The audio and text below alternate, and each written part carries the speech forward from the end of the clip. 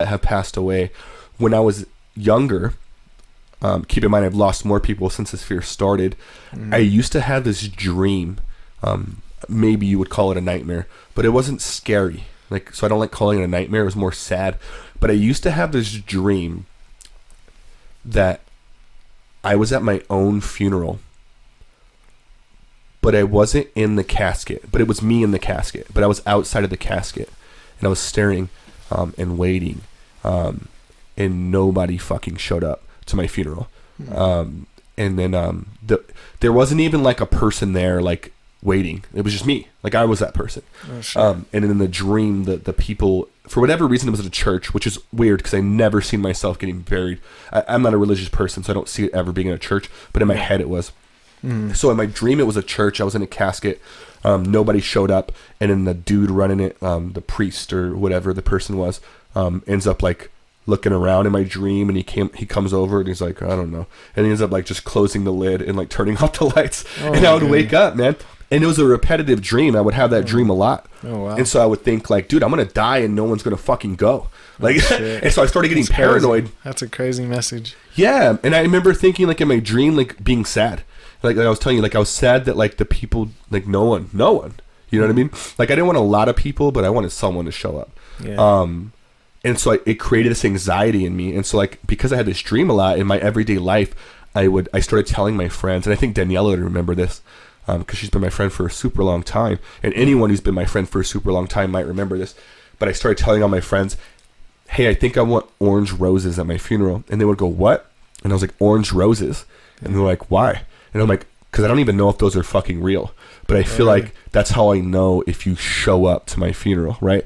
Because I don't know if my dream meant no one's going to show up or a lot of people will show up, but no one real. Like, you know what I mean? Like, I didn't know if it was a metaphor of like, you know what I mean? Yeah. And I don't want people to show up to my funeral that don't want to be there. I know it's a weird fear, and maybe that will never happen. So I started telling everyone to bring orange roses.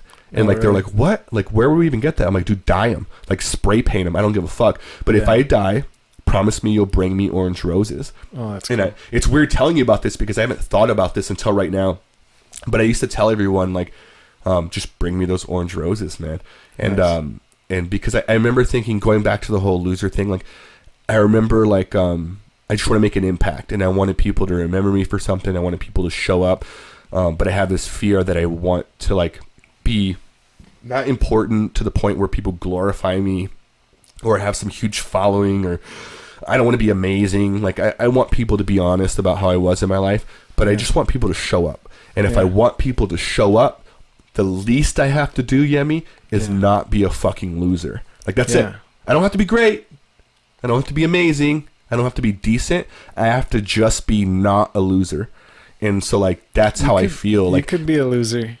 Maybe. But still kind, though, and good to people. And when I say that, like, I guess that's my own version of what I need to hear, right? And nothing against losers, or what is a loser, right? But in my head, I go, like, I have to pass classes. I have to be really good at MMA fighting. I have to be really good at basketball. I have to be really good at conversations. I have to make good friends, real friends, because I don't want to be an idiot. I don't want to be a loser. I don't want to make nothing in my life. I don't want to go to jail. I don't want to be addicted to these things that I'm addicted to. You know what I mean? I want to be a genuine, real human being that's doing things to impact this community in a positive way. And I need those things because I want people to show up to my fucking funeral. Orange roses. That's very strange. Why do you think it's strange, man? I think it's a strange motivation. Like, what part of it, though? Like, you're like, because I want people at my funeral. In the end, that's your drive. That's the metaphor. That's like your driving life force. No, all right. Maybe I didn't explain it very well. You know what I mean? Because like, that's my fear in the dream, right? That's like the fear motivation part. I'm not doing the things I'm doing because I want people to show up to my funeral. I'm saying in the back of my head, metaphorically, that put a fear in me to where I felt like I needed to be relevant. That's like one of the driving. Yes, it's like the gas in the car. That's like the fear side, though. There's also like the non-fear. Good point. Like, all right, so I'm listening to you. So you think my fear of no one showing up is what drives me to do the things I do? I think it's part of the driver, you know, like everybody's driven by fear, by other things, you know. Like, do you think that's healthy of me? I think fear is like very powerful emotion. So like you can use it to drive you to do things, you know. I think there's a healthy fear for sure. Really? a healthy fear of being Do you think that one's healthy? I And if you don't, what do you think would be better?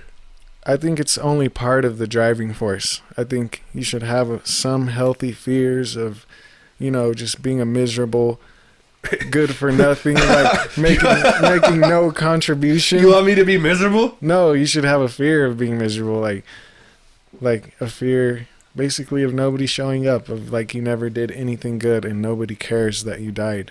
Like that's a good fear, like that's a good driving fear. So do you think that it's healthy for me to feel that way, I guess? I think you should also find a balance, though. You should find a balance of like... So what would be the better thing?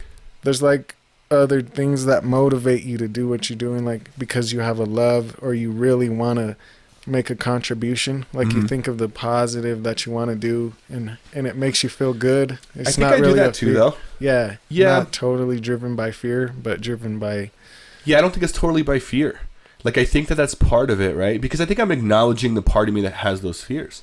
Yeah. But I think that, like, there's a part of me that just... I don't think about that all the time. Honestly, when it came up right now was the like, it hasn't come up in years. Yeah. But I remember being weird about it. And I remember telling all my friends, like, dude, you got to do that. Because I think maybe at the time I was driven by fear. Which is probably why I don't think about that anymore. But I think maybe that thought lives in me. I think that I do the things I do now because it makes me happy. I'm at a genuinely peaceful point in my life where I don't have time for anything that doesn't make me happy. And if it doesn't make me happy, I accept that it's a real thing, right? And life's not always going to make you happy. But I do my best to seek things that do. And I think I surround myself with people that encourage me to be that way. Yeah. And that makes me happy, man. What do you think? Good.